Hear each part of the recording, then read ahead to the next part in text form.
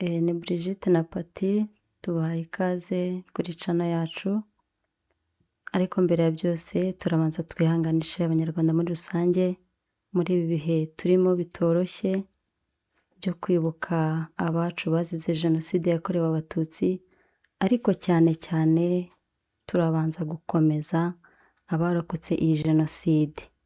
Ni ibihe bitoroshye, ni ibihe umuntu ageramo agasubira aho yavuye, bya bihe akabyibuka, imitima ikongera ikababara, ariko nanone kwibuka biduha imbaraga zo kongera kwiyubaka, biduha imbaraga zo kureba imbere, ntidutinde cyane ahahise ahubwo tugafata n'ingamba. Aka kanya rero tubahaye ikaze, turagira ngo tuganire cyane cyane nk'urubyiruko, turebera hamwe uruhare rw'urubyiruko mu gikorwa cyo kwibuka, mu gusigasira amateka, ingamba urubyiruko rufata kugira ngo dusigasire amateka kandi turwanye ikintu icyo ari cyo cyose cyadusubiza aho twavuye. Jenoside ubu turibuka ku nshuro ya 32, imyaka 32 irashize twibuka, ariko abantu bakoze jenoside mu mwaka w'1994, umubare mwinshi w'abayikoze rwari urubyiruko. Rwari urubyiruko rwakoresheje imbaraga rwari rufite, rusenya igihugu, rwambura ubuzima abanyarwanda. Ubu ngubu rero ni umwanya wo kugira ngo izi mbaraga noneho tuzikoreshe twubaka igihugu cyacu. Brigitte. Urakoze cyane Patty. Nk'abakunzi bacu rero muri iki gihe kitoroshye nk'uko Patty abivuze, twatekereje icyo natwe twasangiza abanyarwanda, icyo twaganiriza urubyiruko muri rusange muri iyi minsi itoroshye, muri ibi bihe tuba dutangiye. Nk'uko abivuze nyine, jenoside uruhare rwinshi rw'abayikoze rwari urubyiruko.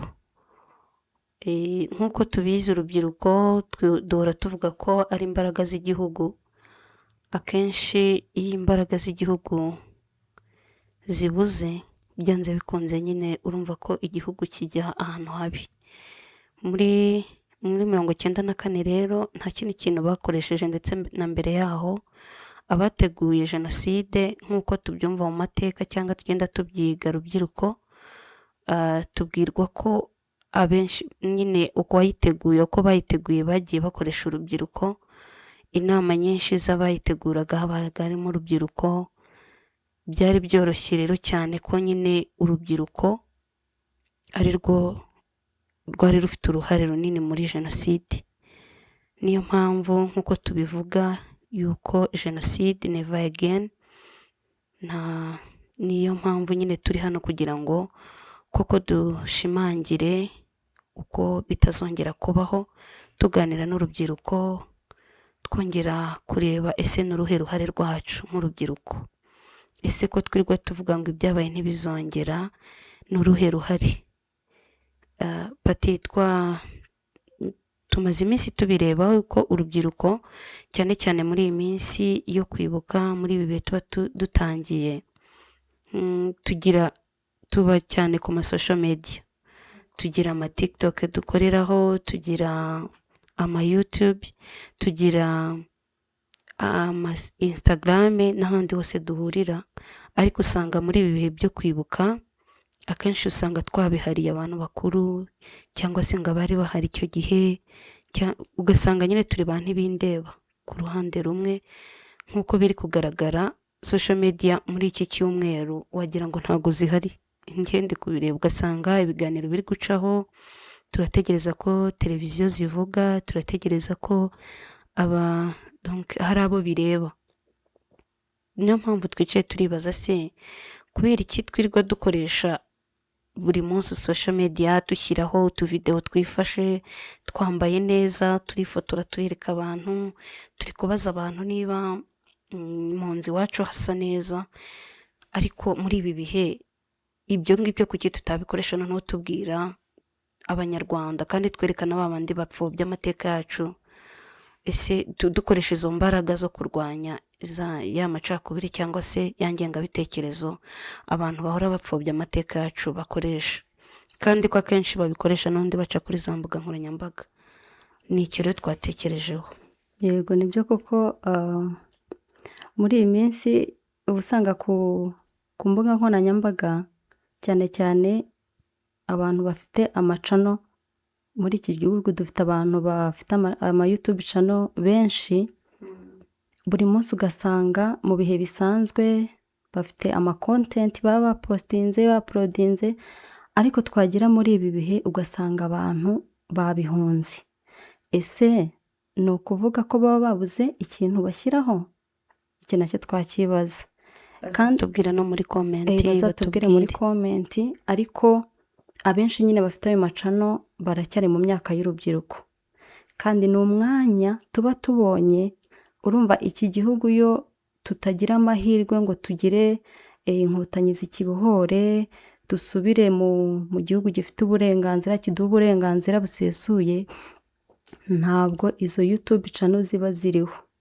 Ubu ngubu ntabwo u Rwanda ntabwo tuba tuzi ngo ruba rumeze rute, ariko kubera ko dufite amahirwe yo kuba turi mu gihugu cyiza, twakagombye gukoresha iki gihe. Hari n'abantu bajya bavuga ngo bazi ko ngo kwibuka ngo ni icyumweru kimwe, icyumweru cyarangira cyo kwibuka ukumva abantu baravuga ngo twarangije icyunamo.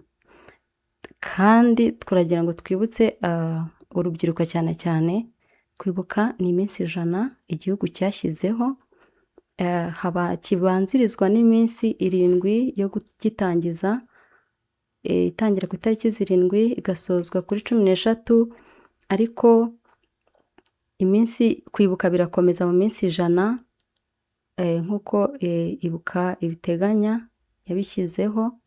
Hanyuma ariko nanone na nyuma y'iminsi 100 burya umuntu ahora yibuka, umuntu ahora yibuka, kuko cyane cyane nk'abantu wenda baba bari hejuru baturutaho, hari akantu kakoma ukumva uhise wibuka uwawe, wakora wagira nka event runaka ukibuka ko nta muntu ufite wo kuza kugushyigikira ugahita wibuka.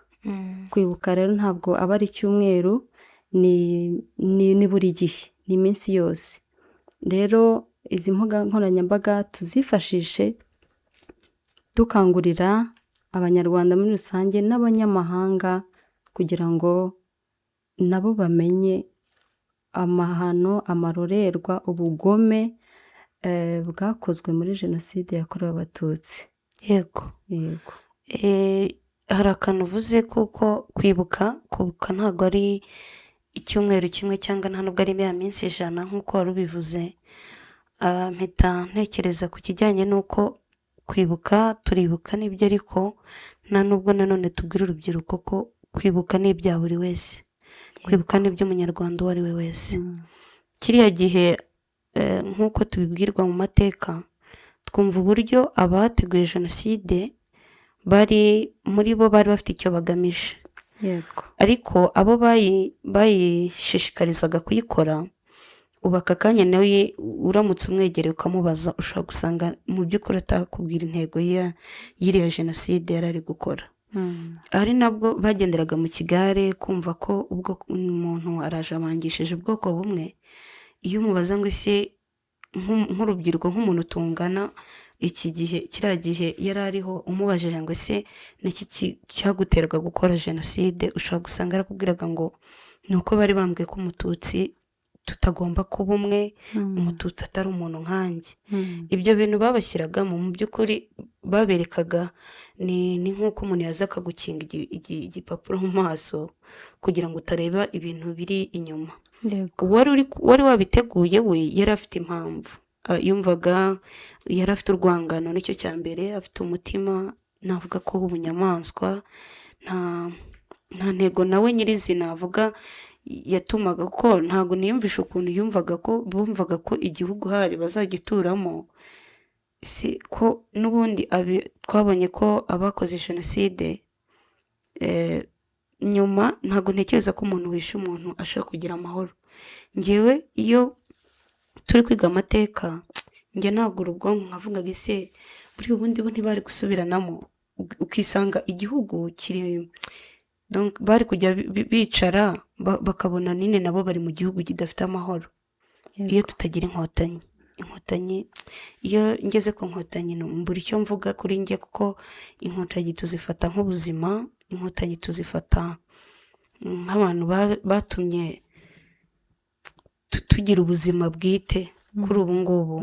Ni ukuri bari abantu Imana ijya ibaha umugisha pe, ijya ibaha umugisha, kandi nabo barimo abana bato, barimo urubyiruko nkatwe, baje ari urubyiruko, nubwo babivugaga ukundi ngo bafite ngo umujinya, ngo bafite, ngiye ntekereza ko iyo bazana umujinya nk'uwo abari bari gukora jenoside bari bafitiye abatutsi, nta kintu, u Rwanda ntabwo tuba tumeze uko tumeze.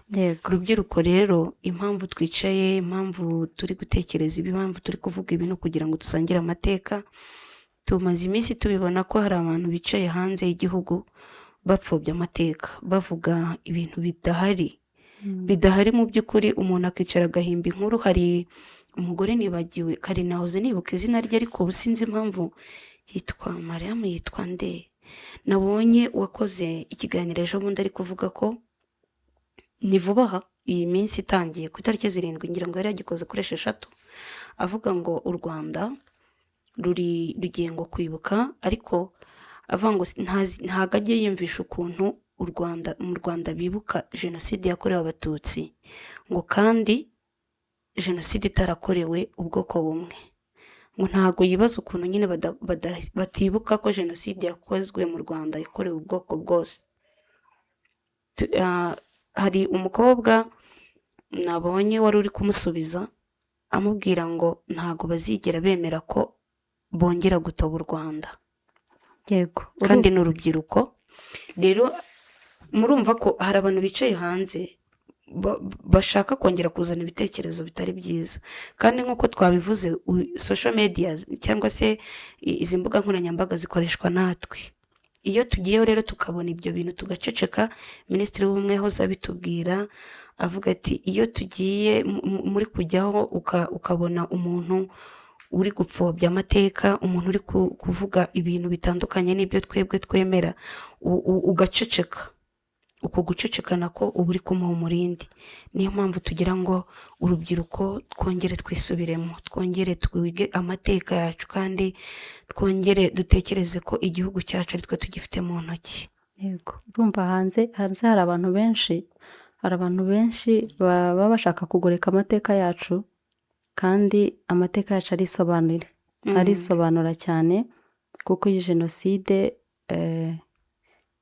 jenoside yatangiye kera, ntabwo yabaye 94 gusa, kuko abo dukomokaho bagenda batubwira ukuntu kuva 59 abatutsi bameneshwaga bagahunga bakajya imahanga, 59, 63, 73, iyo myaka yose abatutsi baratotezwaga, bagasenyerwa, bakicwa. Urumva bajya bambwira ukuntu basogokuru bajyaga babatumira ngo mu nama, urumva n'abandi nyine babaga bari mu kigero kimwe, bakajya mu nama bikarangira badatashye. Rero bajya babitubwira, nkibaza ese kugeza na n'uyu munsi iyo nama ntirarangira? urumva gutumira umuntu ngo najye mu nama bikarangira bamwishe, urumva icyo kintu. Ubwo urumva bigakomeza muri 90 ngo habe ibintu by'amashyaka byabaga bikomeye, nabwo abantu n'abari mu gihugu ntabwo babaga bakirara mu nzu, icyo gihe bajyaga kurara mu bihuru. Noneho urumva rero hari harabuze imbarutso kugira ngo nyine bakore umugambi bari barateguye, ariko ubundi jenoside yatangiye kera. Rero imbarutso yabaye indege. Hari abantu bavuga ngo indege, ngo guhanurwa kw'indege ngo nibyo byatumye ubu jenoside iba. Oya, ntabwo aribyo byatumye jenoside iba, ahubwo indege niyo yabaye imbarutso, naho ubundi jenoside yari yarateguwe. Ntabwo yaba itarateguwe, ntabwo abantu barenga miliyoni bari kubura ubuzima.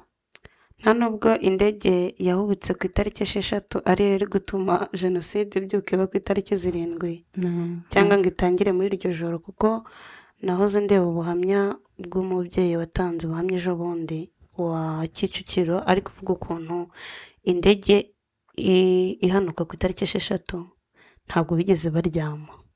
Ni ukuvuga ngo muri iryo joro saa 7 baraye babimenenganisha iwabo ngo barahasenya. Urumva rero ntabwo iyo biba ari indege ntabwo byari gufata indi minsi yo kubitegura, ariko ikigaragara ni uko nyine niyo yabaye imbarutso, kuko ariho jenoside itangira nyirizina. Kandi urumva n'ubundi yari yaratangiye bagenda bakuramo bake. Bamwe mu babyeyi bacu bajya batubwira ko nk'uko bivuze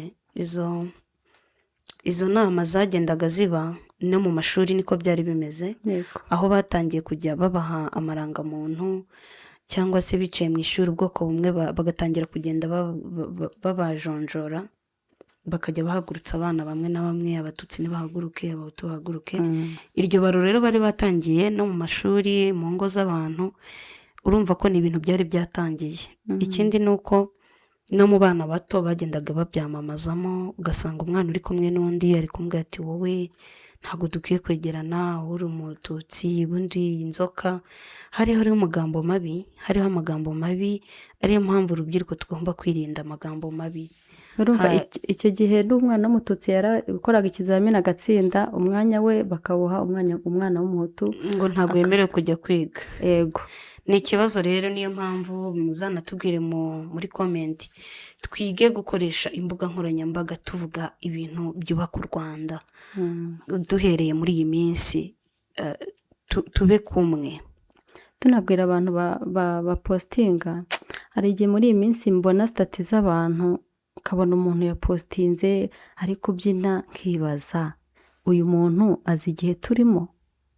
Basi ntashobora no kwihangana nubwo atapositinga ibingibi, wenda akihangana ntagire ikintu ashyira kuri sitati. Ni bimwe nahoze mvuga nyine ko usanga urubyiruko rumwe n'iki gihe nk'uko mbivuga bavuga ngo ntibindeba.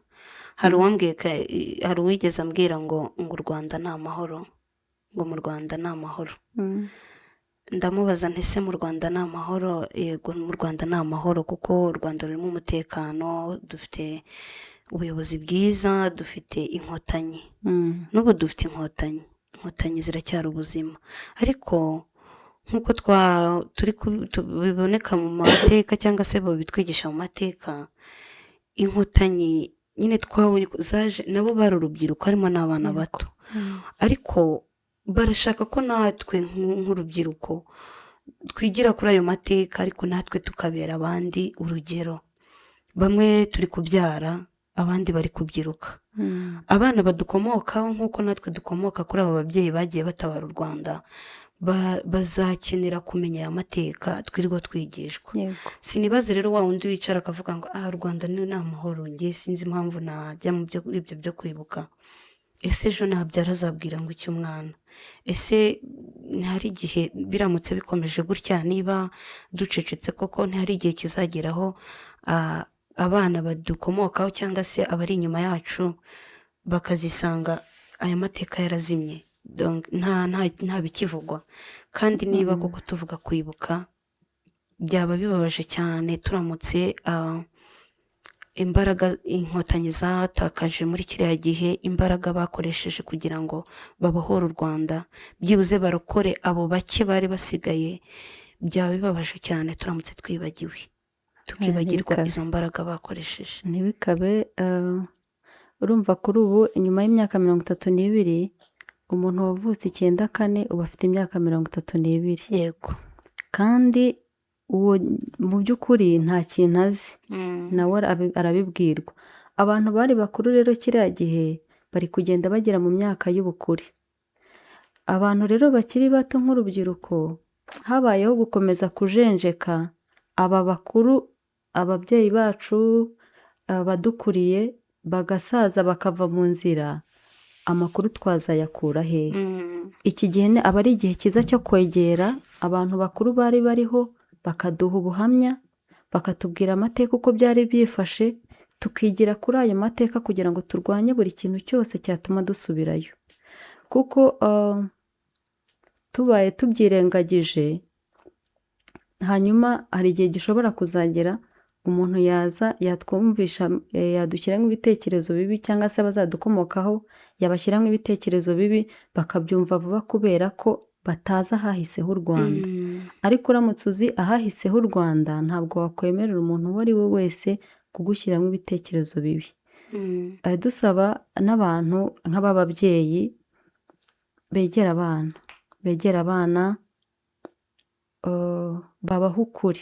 Umwana utangiye nyine gukura, bicare baganire, bamuhe ukuri kw'amateka y'u Rwanda, ayamenye ukuri guhari kw'ibyabaye.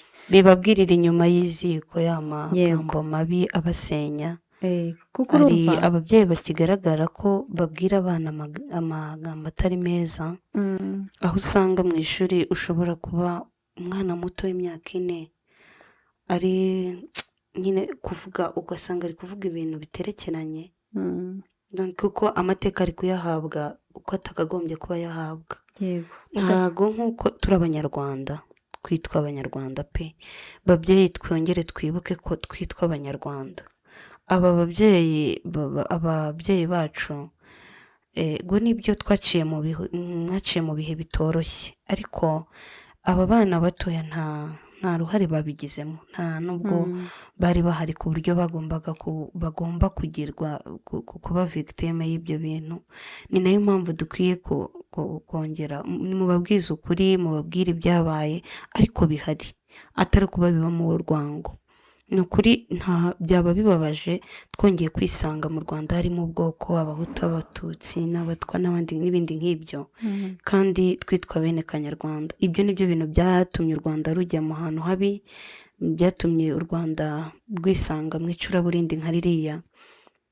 Nahoze ndeba utuvideo kare dutrendinga muri iyi minsi, ndi kureba ukuntu umuntu yafataga umuntu akamutema, noneho ntanamubabarire, ntavuga ati yenda reka mbe ndekeye aho, agashaka asige igipande kimwe kiri hariya, ikindi kiri hariya. Nkavuga ngo kiriya gihe harimo imitima ibiri. Uwo muntu ntabwo yari afite umutima w'ubumuntu pe, rero umaze kugenda habaye ikirero, habayeho ko ba bantu baza bagafata imitima ya ba bantu bakayigira ibikoko. Iyo rero uramutse ubwiye umwana amateka agoretse, uwo mwana arapfa, apfa mu mutwe, agakura abayeho nka rwa rubyiruko rwa kiriya gihe nyine. Buriya kandi uwo mubyeyi niwe uba umwishe, kuko urareba ukabona nk'umwana w'imyaka 20 ni urugero, yavutse nyuma ya Jenoside, ariko ukareba ugasanga wenda habayeho kese ituma afatirwa mu cyaha cy'ingengabitekerezo. Urumva uwo mwana ntabwo aba yarabibirose.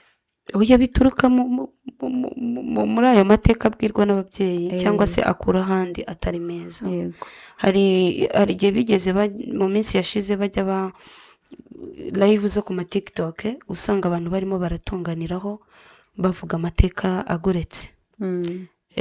Ugasanga urubyiruko nirwo rwabaga ruriho cyane, ugasanga umuntu arimo araseka cyane, ukabona yabyishimiye, ngo ngiye ngo ndishima ngo iyo mbonye bari guhangana gutya. Urumva ko ibyo bintu ni ibintu biba biri gutuma andi mateka yongera kuzamuka, ari nabyo bituma babandi noneho twakagombye kuba duhumuriza, tubwira ati mpore, tubasigasira basubira ahandi hantu. Ndetse n'abana babakomokaho tujye tubyibuka, kuko hari abana bagiye bavuka mu buryo butoroshye, ugasanga hari ababyeyi babohozwaga, ugasanga uwo mwana wamukomotseho afite uburyo abanye n'umubyeyi, noneho na wa mwana agakurana ibyo bikomere.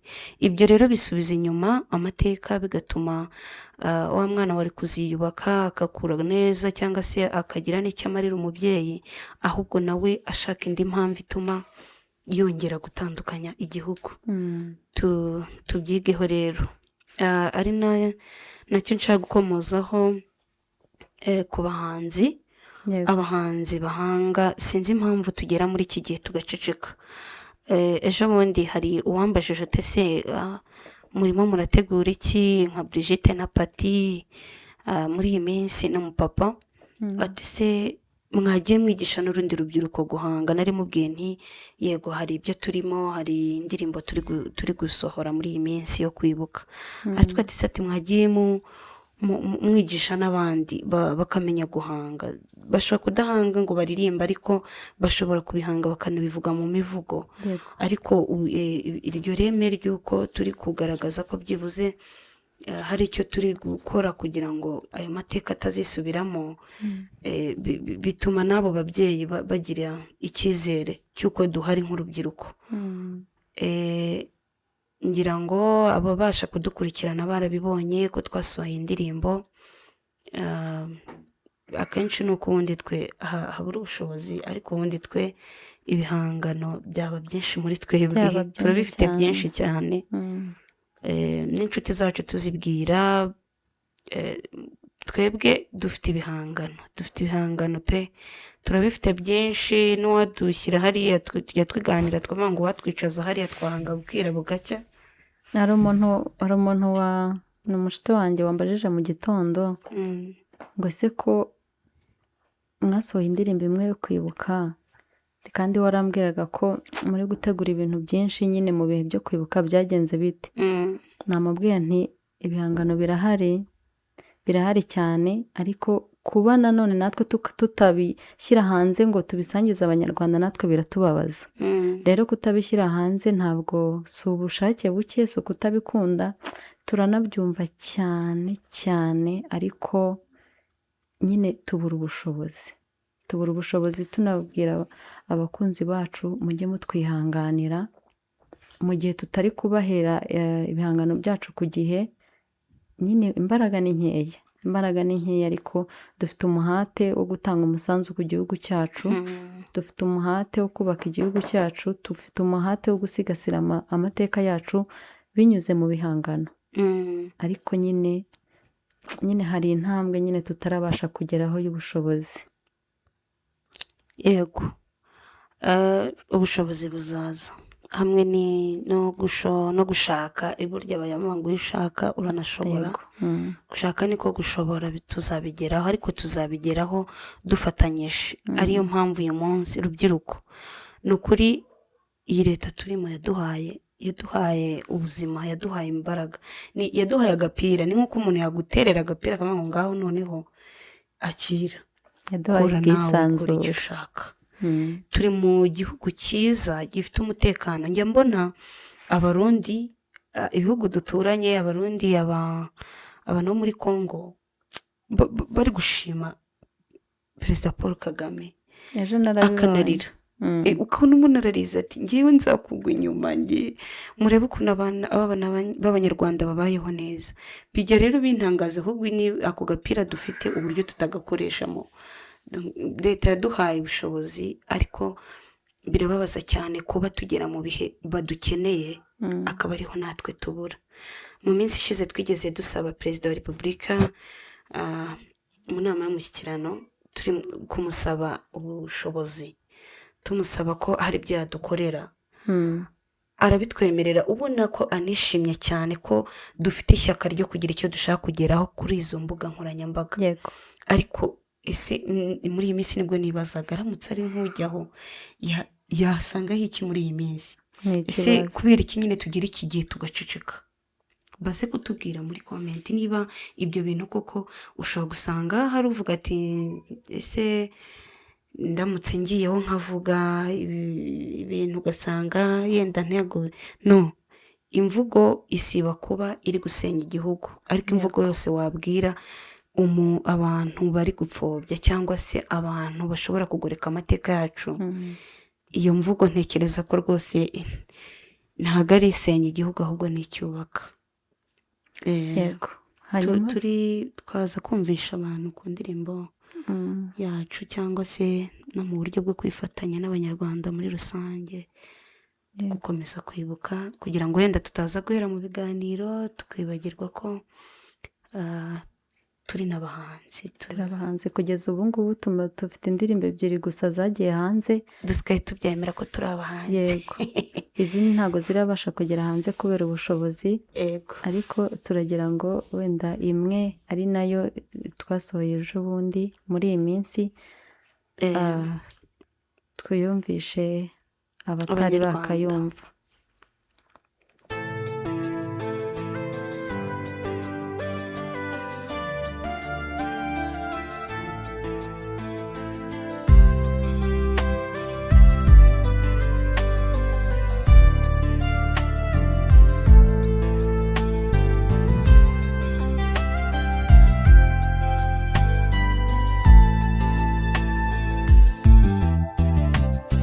Mibirizi warababaye, Mibirizi warashavuye, natwe abasigaye tuzahora tubibuka,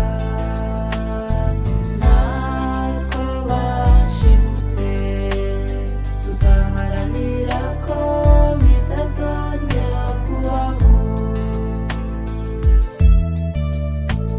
Bitangira gucika ari tariki ya 7 ukwezi kwa Mata mu w'94 dutangira gukwira imishwaro, kuva uwo munsi turara mu bihuru. Ubwo mbaza mama nti mbese habaye iki mu kiniga cyinshi, ati mwana wanjye humura ejo tuzasubira imuhira. Mibirizi warababaye, Mibirizi warashavuye, natwe abasigaye tuzahora tubibuka, natwe abashimutse tuzaharanira ko bitazongera kubaho.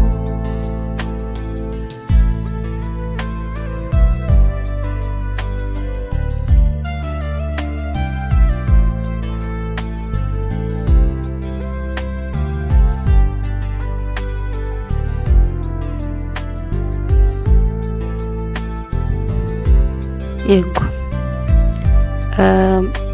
abakunzi bacu baze kunyarukirayo, ubwo hari igihe nyine kaba gaciyemo, baze kunyarukira kuri channel yacu, iyo ndirimbo iriho, ndetse dufiteho n'indi nayo twasohoye umwaka washize yitwa turabibuka. ni indirimbo nziza itujyana muri iyi minsi turimo, idushyira yongera kutwibutsa nyine ko tuba tugeze mu bihe bitoroshye. Yego turabibuka ni indirimbo irimo amateka y'igihugu cyacu. yego hari aho twavugaga ubuzima bw'abanyeshuri, uburyo batsindaga umututsi ngo ntiyagakwiye gutsinda, umwanya we bawuhe umuhutu. Twagaragaza nyine ko nk'uko amateka yacu abigaragaza ko icyo gihe nta mwana w'umututsi wari ufite uburenganzira bwo gutsinda, nta mwana w'umututsi wari ufite uburenganzira bwo guhabwa amasekisiyo. Hari amasekisiyo batari bemerewe guhabwa. Rero bitandukanye n'ubu ngubu, aho wiga icyo ushaka, icyo wumva ushoboye nicyo usaba kwiga kandi bakakiguha. Niba wumva ushoboye umwuga urawusaba bakawuguha, niba wumva ushoboye amasiyanse ushaka kuzaba umuganga urabyiga kandi bikazarangira ubigezeho. Icyo gihe ntabwo byabagaho. Dushimira cyane ubuyobozi bw'igihugu cyacu butanga uburenganzira kuri buri mwana, kuri buri munyarwanda wese, icyo ashoboye akagikora kugira ngo abashe kugera ku nzozi ze. Yego, rega twabivuze nyine, twahawe amahirwe, twaterewe umupira, baduhaye ukwishyira ukizana. Iki gihugu aho umunyarwanda agenda amasaha 24 ku yandi, ufite amahoro pati, ufite umutekano, aho ugenda mu muhanda wumva ntacyo wikanga. Ni ukuri turashimira ubuyobozi bwiza. Aho uryama utikanga abantu baza gutera amabuye ku nzu yawe, iyo uba uri kumwe n'umuntu utamwishisha, wicaranye n'umuntu ukumva uramwiyumvamo, uramuhobera. Twasanze twebwe turi mu gihugu cyiza, turi mu gihugu cy'amata n'ubuki wa mugani. Icyo gihugu ariko abacu batigeze bagirirwa ubuntu bwo kuba, cyangwa se impuhwe zo kuba bakirimo ngo nabo babe bari kugiteteramo. Nicyo aka kanya nyine dutsimbarayeho, nicyo turi kurwanira, ko nta wundi muntu wakongera kugisenya. Pati, hari ikintu nshaka nanone kubwira ku rubyiruko. Ejo bundi ku itariki 7 dutangira icyunamo, dutangiza umunsi wo kwibuka. Nagiye mu biganiro nsanga 70% ni abantu bakuru. Nagiye nca ku rubyiruko. Iki gihugu cyagiye kiduha amahirwe atandukanye yo kuba mu makomite y'urubyiruko no kuba mu bintu bigiye bitandukanye mu buyobozi. Ngenda nca ku rubyiruko, wamunyuraho nkabaze se tujye mu biganiro, biriya bintu nabyo biratureba. Nkibaza, rubyiruko, niba ibi bitatureba birareba abandi. Ese niba mama afite mu myaka 80, 70, 60 ejo arimo arabyina avamo, nta umenya igihe cy'umunsi, ariko aba ni ababyeyi bacu bari kugenda babyina bavamo. Aya mateka nta nubwo bakagombye kuba bari bicara bayiga, kuko barayazi. Biriya ni ibihe babayemo, ni ibihe bazi, bo barabijyamo kuko ni ibintu bazi, ariko bakeneye kubibwira aba bana cyangwa se urubyiruko batari bahari. Bakeneye ko ari twe tubimenya, kugira ngo bo aho bari tutabashije kugera, bo nyine bahatubwire, kuko icyo gihe bo nta mbaraga bari bafite zo guhagarika ibyo bintu no kubwira urwo rubyiruko rwabo rwashoboraga kwijandika muri jenoside, ngo barubwire bati hagarika, bigenze gutya. Aho wasangaga umwana yigana n'undi, ariko kubera ibintu bamushyizemo, aho wasangaga umuntu avukana n'undi akamufata akamwica. Ibyo bintu sinzi nabo bajya babasha kubyakira pe. biba bikomeye. Hari ubuhamya nabonye uwabutanze n'umupapa, n'umwanditsi w'ibitabo, ntabwo nibuka uko yitwa, ariko afite igitabo yise Mameri Matiwe. Urumva nyine yari afite mama wiwe, ntabwo yahigwaga icyo gihe. Hanyuma papa we yarahigwaga. Avuga ukuntu mama wiwe yagize uruhare mu rupfu rwa se n'abana be. Urumva? Noneho ikintu kibabaje no kuntu ahubwo uwo nyina urumva yaragize, arafungwa, aza kuza no gupfa hano atarasaba umwana w'imbabazi. Urumva iki kintu?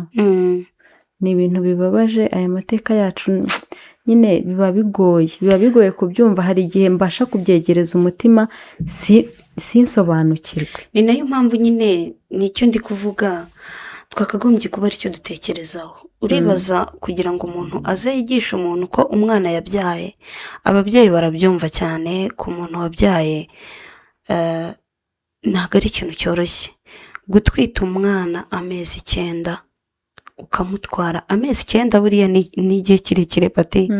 Amezi 9 utwaye umuntu mu nda ukagera igihe cyo kujya ku gise. Umubyeyi wundi ufite umubyeyi ko bagiriwe ubuntu bwo kugira ababyeyi b'abamama bakibafite, iyo mugize nk'akantu mupfa ujya kumva barakubwiye ngo uzibanze, abashaka kuvuga ngo ntago gutega iminsi, ariko iyo uri umukobwa nyine abashaka nko kubwira ko kuba uri umukobwa hari ibyo uzabasha kugeraho.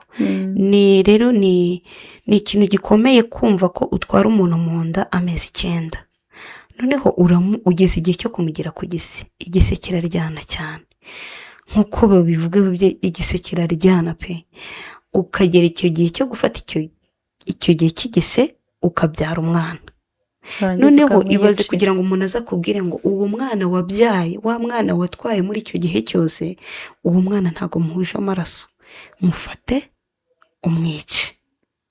Ni ikintu gikomeye nawe ukabyumva vuba. Ariyo mpamvu ku bana bavutse mu buryo muri kiriya gihe cya jenoside bagiye basamwa mu buryo butari bwiza, ababyeyi bakagira icyo kibazo cy'uko bafashwe ku ngufu, hakavamo abo bana. Nk'abana mwe mwihangane pe, mwihangane mwumve uyu mubyeyi kugira ngo yumve icyo kintu. No kuba ngiye ikintu mpita ntekereza, no kuba yaratwaye uwo mwana amezi 9, byarashobokaga ko yashoboraga kuyikuramo, cyangwa se atanabonye ubwo bushobozi bwo kuyikuramo, ariko akaba uwo mwana mu gihe cyo kuvuka ahise nawe yamwica. Ariko aba bantu bahigwa mu by'ukuri pe, kwari ukubaziza ubusa, kwari ukubaziza uko bavutse, nta mutima mubi bari bafite. Byarashobokaga cyane pe, cyane ko umuntu yashoboraga kwica umuntu nawe hakaba hari undi waza akamwimuraho. Byarashobokaga. na perezida ejo bundi yigeze bikomoza aravuga ngo iyo hatabaho imbaraga, iyo bariya bana batumva, hakabaho kwihorera, u Rwanda twari kuba tuvuga andi mateka. Ariko abo bantu bari bafite ubumuntu muri bo, nta rwangano. Bumvaga ko kubona umuntu ukamuramburiraho ukuboko ukamwica ni ikintu gikomeye. Rero niyo mpamvu ibaze kugira ngo umuntu nyine azigishe umuntu ko umwana yibyariye mu nda, tureke umugabo we, ku mugabo yenda aravuga ngo ni umwana wundi, ariko umwana wibyariye watwaye amezi 9 ukamubyara, umuntu akaza akabwira ngo uyu mwana nubwo umureba ntimuhuje amaraso, mwice. Rero ndamwumva cyane kuba ibaze kugira ngo mama wawe nyine yice abavandimwe, yice papa wawe, yice abo muvukana, usigare. Ni ikintu kitoroshye. Ibintu byigishijwe rega imyaka myinshi cyane, myinshi. Niho biri guhera rero. N'ubu turamutse tubirebereye ushobora gusanga ari abantu bagiye babitekerezaho gutyo, ariko ikintu nemera cyo ni uko ibihe twacimo, ibihe u Rwanda rwacimo bidashobora kugaruka. Ntabwo bizongera. Turahari ngo tubirwanye, turahari ngo hari uherutse kumwanga ko ngo Brigitte ngo ubundi ngo nkawe ngo ugiye kwibuka ubu wibuka iki? Ngo kutari uhari. Naramushubije ndamubwira ngo ntago nzi umuryango wawe uko ungana, sinzi ngo n'amateka yawe angana iki, ariko buri wese agira amateka. Amateka yanjye angomba kwibuka, amateka yanjye antegeka kwibuka, nta nubwo ansaba, antegeka kwibuka, kubera ko namubwiye nti uko nkuzi nabashije kumenya ko byibuze wowe ufite umuryango, ufite aho wita kwa so wanyu, kwa nyokuru na hehe, ntago nabikurenganyiriza kuko nta ruhare wigeze ugira mu kugira ngo mbe abo bantu bose ntabafite. Ariko amateka yanjye yatumye kubera iyo jenoside uvuga ngo ndibuka iki, ndibuka ko nanjye nakagombye kuba ngiraho nita kwa nyogokuru, ngiraho nita kwa data wacu, ngiraho nita, mfite imiryango nanjye nsanga. Ariko iyo nahubwo nicaye mu rugo sinjye kwibuka, byaba ari ikibazo gikomeye kuko naba ndimo ndajya habi, kuko abo bagiye ntagire ubuntu bwo kumenya, mba numva mbafitiye umwenda ukomeye cyane wo kuba ndamutse nicaye mu rugo bashobora ahubwo kuba barimo baravuga ati uyu mwana Barakugaye. bite koko?" bari kungaye. Rero nzibuka mpore nibuka ahubwo kugeza njyewe ntago nibuka iminsi 7 sinibuka 100 mpora nibuka, kuko iyo nicaye nkabona ntarigeze menya ngo byibuze se nyogokuru yavukaga he, cyangwa se aho avuka hari hatuye nde, nkabona kubaza mama amateka biramugora, nawe bimbera ikimenyetso cy'uko ngomba kwibuka cyane. Rero ntago tugomba kwibuka kuko hari ibyo twibuka twabonye, ahubwo nibyo twasanze bidusaba kwibuka. Yego. Iyo bavuze kwibuka ntago ari uko watekereje ikintu ngo cyangwa se ikintu wabonye ejo ngo harya ngo ejo ngo nahuye na Pati ngo yambaye gute, no, ahubwo wibuka kuko hari ibintu wakagombye kuba ufite utafite ako kanya. Hari igihe uri mu murimo, yenda hari ikintu wakagombye gukora uyu munsi ukavuga ati reka nzagikoresha. Iyo ejo hageze ukongera kubona ikindi, cya kintu ukacyihorera, hashobora gushira icyumweru ukazisanga cya kintu kikugarukiye. Aya burya ejo ngo ntago ari ahacu. Ejo ntago habaho. Ahacu ni uyu munsi. Niyo mpamvu rero ugomba kwibuka avuga ngo iki kintu reka ngikore mu mwanya wacyo, aka kanya ngikore nk'ikibuka nyine. N'abo bantu bakubaza ngo wibuke iki, wenda kubera utari uhari, hari uburyo umuntu, hari ibitabo birimo amateka, hari ubuhamya, hari amafilime, hari iki, ibyo byose ni ibintu bitwigisha amateka. Hari ukuntu ndeba filime za jenoside nkumva ubuhamya, ngahita numva ibintu byose ngenda bizi, nkumva ndabizi kandi ibyo nzi ni nk'agatonyanga mu nyanja. Rero iyo ukurikirana ibyo byose ukamenya amakuru uko byari bimeze, bituma wumva nyine nawe wibuka ibyo uzi, tujye tunaprofita wenda n'iki gihe hari abantu bakiduha wenda n'ubwo buhamya, hari igihe kizagera bakaba badahari, kuko hari igihe nk'ubu ngubu nk'umuntu yitaba Imana, ukumva nyine abantu baravuze ngo Mana ngo inzu y'amateka ngo irige, ngo inzu y'ibitabo iragiye, ugahita utekereza ukavuga se buriya ibintu azi, basi hari abantu bamwegereye yabibwiye, basi wenda bakaba babigumana ku buryo igihe runaka cyazagera ayo makuru bakayatanga, kuko ejo n'ejo bundi nitwe tuzaba turi gutanga ubuhamya bw'ibyo batubwiye uburyo byari bimeze n'ibiki, ukajya usubiramo ibyo yakubwiye. Yego, nk'uko umuntu avuga ngo ku itariki 7 nari aha n'aha byagenze gutya na gutya nari mpari, none hari igihe kizagera umuntu akaza agatanga ubuhamya akavuga ngo ku itariki n'iyi mama yambwiye ko yari aha ngaha, byamugendekeye gutya na gutya. Ariko urumva dukomeje kwihunza ibi bikorwa byo kwibuka, tukihunza aya mateka, ubwo buhamya bwazatangwa na bande? Ayo makuru yazatangwa na bande? Ni ikibazo. Pati, ni byinshi turamutse dukomeje kuganira. Ntabwo ari uyu munsi dukoze iki kiganiro gusa, muri iyi minsi turaza kugerageza aho bishoboka. Twababwiye ko ubundi usibye kubura ubushobozi, ariko twebwe ubundi dufite byinshi twagasangije abanyarwanda, dufite byinshi twakabwiye urubyiruko muri rusange, urubyiruko bene data, inshuti zanjye, rubyiruko imbaraga z'igihugu nk'uko twabivuze.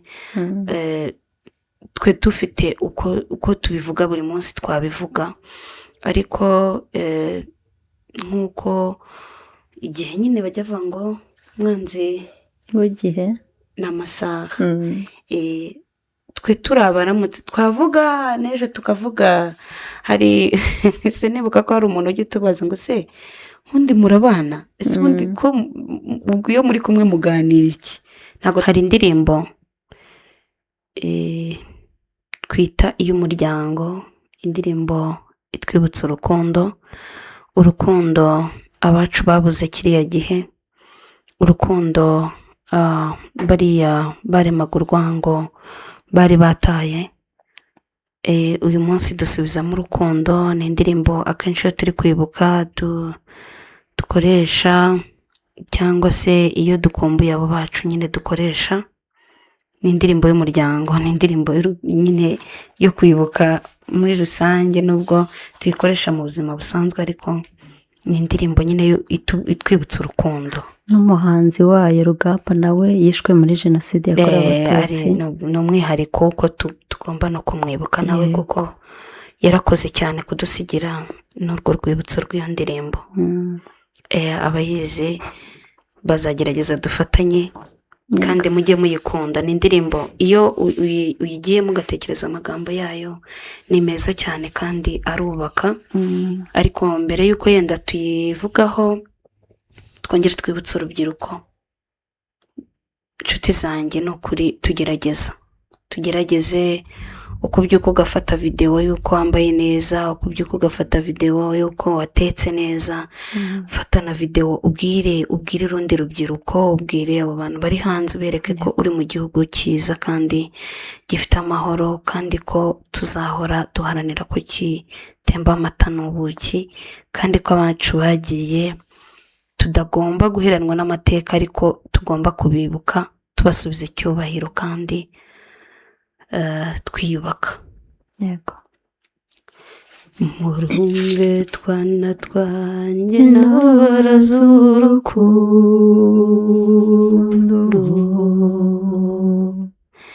murugire intego mwese mujya hose, rubabera umutako mwiza urubara mwaramanywa ari na nijoro.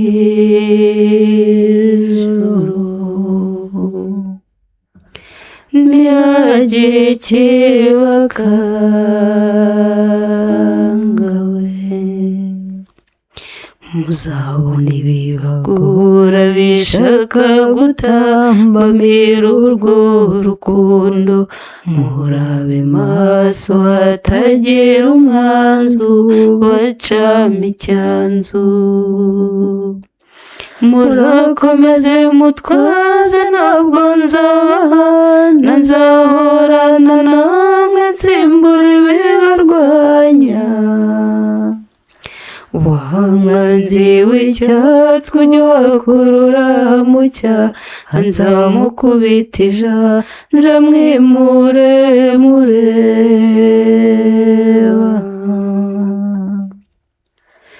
Muhumure naratsinze n'imikuru urukundo, ntihagire ikibakanga we. Murizirane cyane mumenye kunda ari umwana wanjye, ntibaguhinda kandi umusanga ntukabikangwe. Ujye umpamagara nanjye nze tujyana, nihashira iminsi azigorora umureba.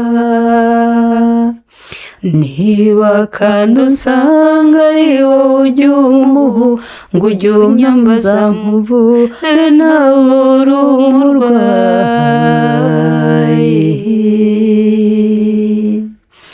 Muhumure naratsinze n'imikuru urukundo,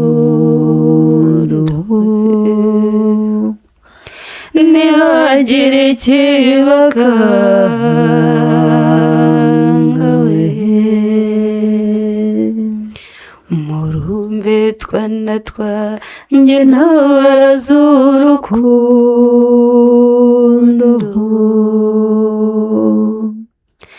murarugire intego mwese mujya hose, rubabera umutako mwiza urubara mwaramanywa ari na nijoro. Ntihagire ikibakanga we. Murakoze. murakoze cyane. Twibuke twiyubaka. twibuke twiyubaka.